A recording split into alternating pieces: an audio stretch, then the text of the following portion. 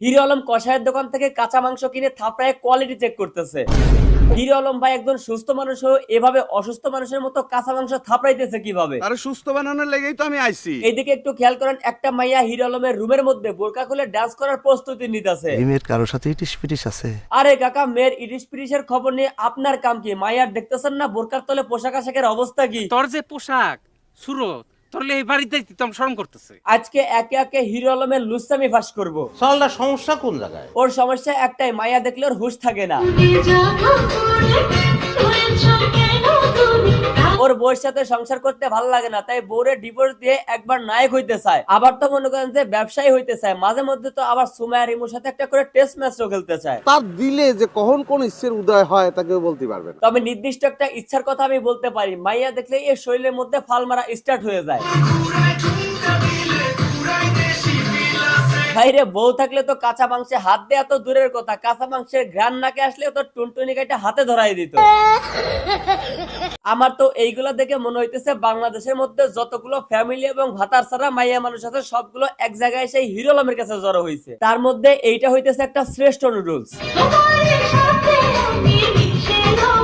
আর দৌলদিয়া থেকে পালিয়ে যাওয়া আরেকটা নানি হইতেছে এইটা। হিরো আলম যেন বাংলার নবাব, আর এনারা হইতেছেন নবাবের বাড়ির ভাড়া করা দাসী, যারা নেচে গিয়ে হিরো আলমের মনোরঞ্জন ঘটাচ্ছে।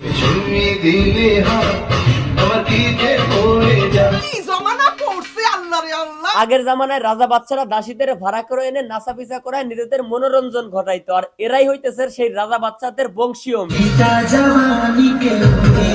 কথা বুঝলেন না? রাজা বাচ্চারা প্রাচীন যুগে মেয়েদেরকে ভাড়া করে এনে তাদের সামনে নাচা পিছা নিজেদের মনোরঞ্জন ঘটাইতো। এখন ওই সমস্ত রাজা বাচ্চার বংশীয় মেয়ে হচ্ছে এইগুলা এখন আমাদের সামনে নাচা পিছা করে বাপ দাদার ঋণ শোধ করতেছে আর কি। মান সম্মান নিয়ে চলাফেরা করাই তো দায় হয়ে গেল। মানে ঢলাঢলির ভাবটা দেখো। তুমি ওর লগে ঢলাঢলি বন্ধ করো। ঢলাঢলি বন্ধ করবে মানে পারলে তো আমাদের আলম ভাই ঘাড়ে মারে চুমু খায় বাচ্চা কাছে এনেই ডেলিভারি করায় ফেলে। চুমু খাওয়ার ভাব কি, তা খাবেন নাকি ফারুক ভাই? এটা চুমু চুমা খাবো কি জন্য? আপনি চুমা খান। আমি এসব উল্টা পাল্টা নারীদের চুমু খাই না, কারণ এই সমস্ত নারীদের কাজই হচ্ছে খালি ন্যাংটা হয়ে ঘোরাফেরা। আর সেই সব ল্যাংটা খালা মন্দিরদের নিয়ে রঙ্গ তামাশায় মেতে আছেন আমাদের আলম ভাই। আমি তো আজকালে চিন্তা করতেছি, আমার এত টাকা পয়সার আলম ভাইয়ের থেকে এত ভালো একটা চেহারা নেওয়ার পরেও একটা মায়ের আজ পর্যন্ত পটাইতে পারলাম না, কিন্তু হিরো আলম ভাই এই সমস্ত জিনিস কিভাবে পটিয়ে যাচ্ছে একের পর একটাও। আরেকটা কথা, আলম ভাই আপনি যদি এতই পারবেন তাহলে আপনার একটা বউ টিকে না কেন? তাহলে কি আপনি উপরে ফিটপাড়ার তলে সদরঘাট?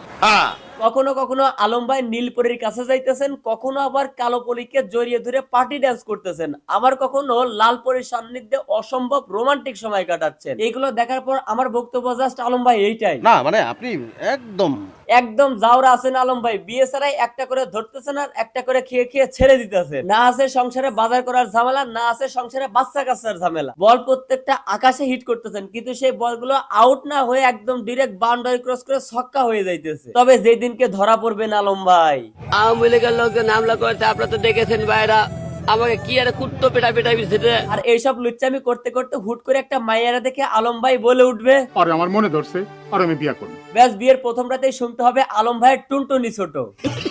এরপরে হিরো আলমের ডায়লগ হবে এইটা, আল্লাহ আমাকে তুমি উঠায় নাও। আমারও উপরে উঠে যাওয়াই ভালো হবে, তার কারণ হচ্ছে এত কষ্টের ভিডিওতে আপনারা লাইক দিচ্ছেন না, করতেছেন না সাবস্ক্রাইব, করতেছেন না আবার ফলো। তার থেকে আমি রাগ করে উঠেই গেলাম। ঠিক আছে তুমি যাও। আজকের ভিডিও এ পর্যন্ত। ভিডিও কেমন লাগলো কমেন্ট করেন, ভালো লাগলে লাইক করেন, পেজ ফলো করেন আর ইউটিউব চ্যানেল অবশ্যই সাবস্ক্রাইব করেন।